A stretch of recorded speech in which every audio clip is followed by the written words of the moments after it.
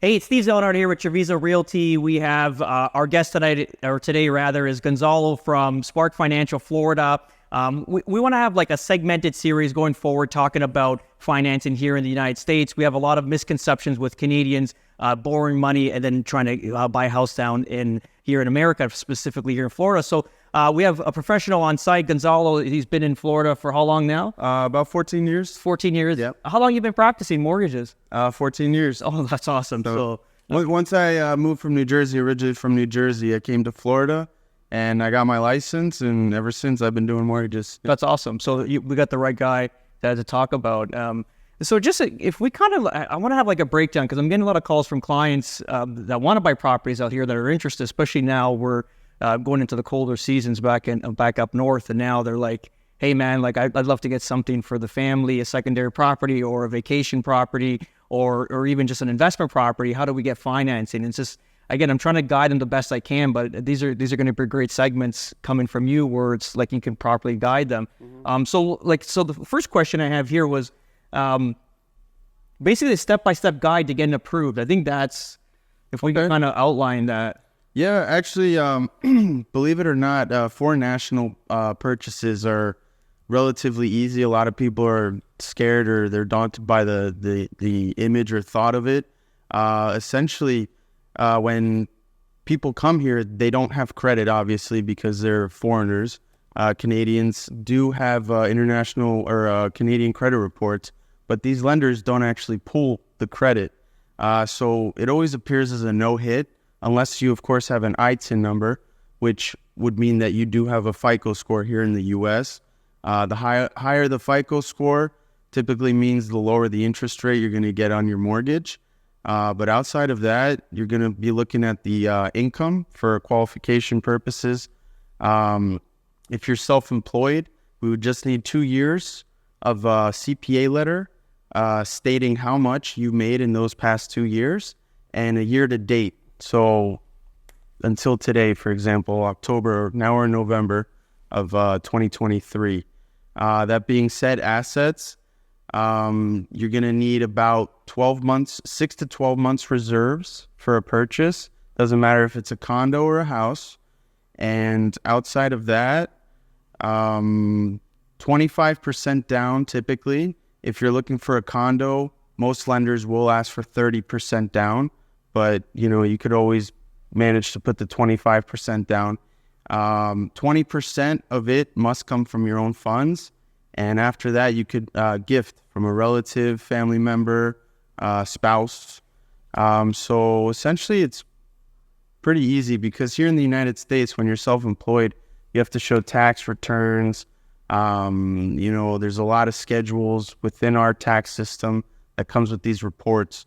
But typically for these foreign nationals, like I mentioned, it's a simple CPA letter, and that's fantastic. Yeah, a credit reference letter as well. I want to touch on something before we go too far. You said 6 to 12 months reserve. This was new to me. Okay. And when I bought my first investment property out here, thankfully I'm very paranoid in doing everything, so I stack as much as I can because I'm just going into it. Because I know we can't always blame the professionals because things get missed because they think that you know the market, like, you know what I mean? So talk about that. Like, that's something that we don't have back in Canada, where it's the reserve 6 to 12 months. Okay, so let's say your mortgage payment is $2,000 a month with everything included, principal, interest, taxes, HOA as well. You'd have to multiply that by 6 or 12. So you're looking at 12 or 24,000 in reserves in the bank. You don't need to use it. The bank just wants to see that you have it in your account, and that's essentially it. Yeah, so that was interesting when I bought, and luckily, because we bought them through corporations, stuff like that. Some of them we keep lean, so it was luckily I had 20, 30K in there. Let's just say prior to our closing, because I wasn't used to that. Back up north, it's like you can close and have like $5 in the bank. Like, don't look at. Oh yeah. Yeah. So that was new, and that's something that's a good point for someone that's like a foreign national coming in, to make sure they have, when they buy the property, have obviously to their reserves up front. Yeah, domestic borrowers typically don't have to show reserves, but for foreigners, the bank just wants to be at ease. and it's more of a safer way for them to make their investment and, you know, giving you the money to buy the house. You know, a lot of foreigners are coming in and they're buying $1 million houses, and, you know, the bank wants to see they're real people with real money, and, you know, that's just how it is. So process would be, okay, so obviously get your deposit together prior. Then ultimately you're gonna run it through the system. You're gonna make sure the FICO score, all that adds up. So if you're foreign national, do you have a FICO score here? Well, what I was referring to, if you have an ITIN number, you will typically show a score because people The TIN number. TIN number, TIN.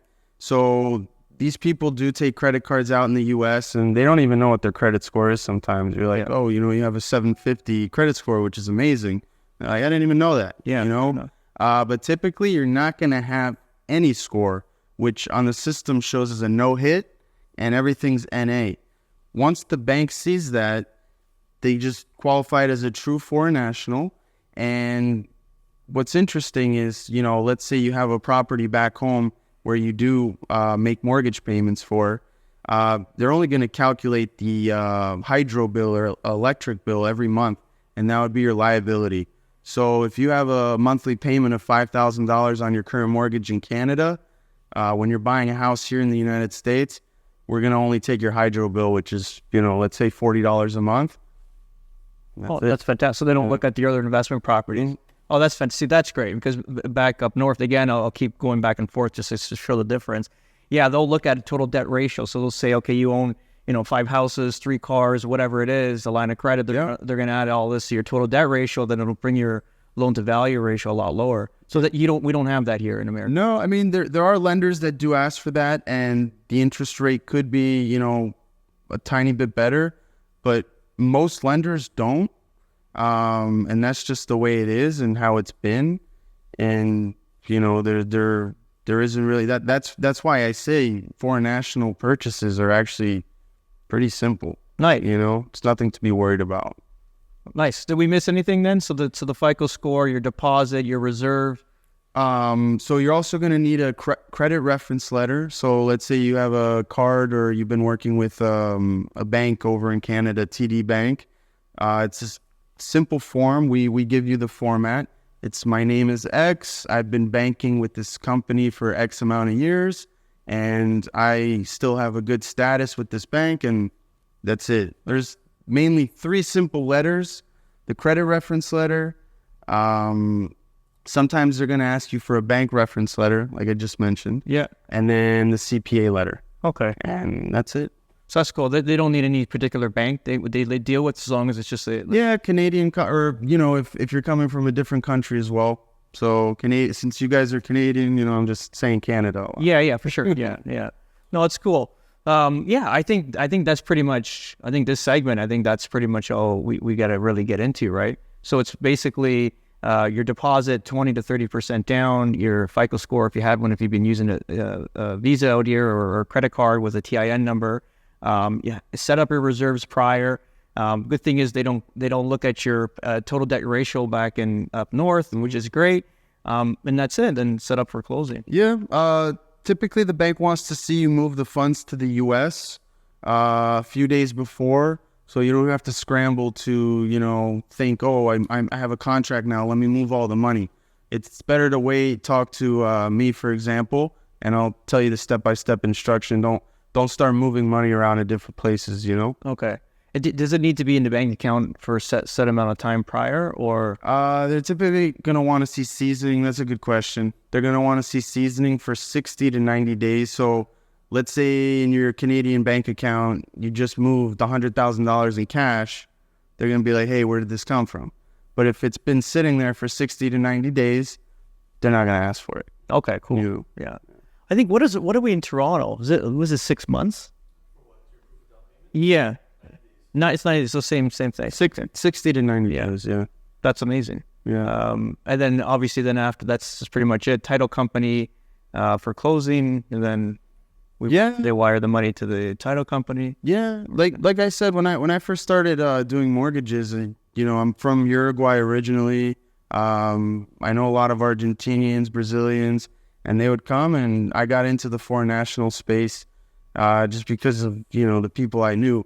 And a lot of people get scared of it, but it's pretty simple process. So don't be scared. You know, it's uncanny. Like I had I used to work with a guy. His name was Fabian Belmonte. He's from Uruguay. Oh yeah, He looks identical to you. I'm going to show on Instagram. We're all the same. Yeah, he is. But you're a more handsome guy now. He's a little bit older now. You. But it's hilarious. I said, you know what? I guess we can end this segment. Do you have anything else to add, and then we'll head on to the next one?